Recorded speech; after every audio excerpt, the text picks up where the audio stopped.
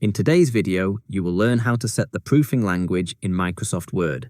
To start, select the Review tab at the top.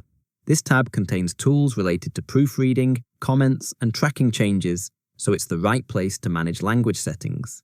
Next, look just above where it says Language. Click on the drop-down menu there and choose Set Proofing Language.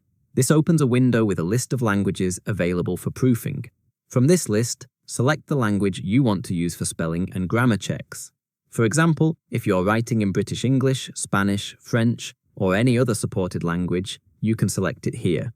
This ensures that Word applies the correct dictionary and grammar rules while you type or run a spell check.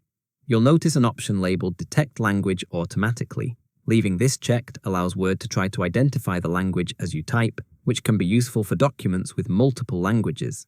However, if you want to force a specific language throughout the document, you can leave this unchecked. Once you've made your selection, click OK to apply the changes.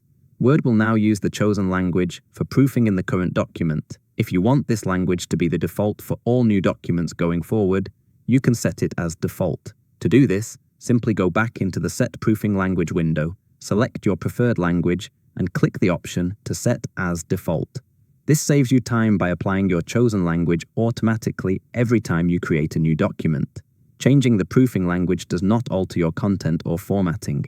It only affects how Word checks spelling and grammar.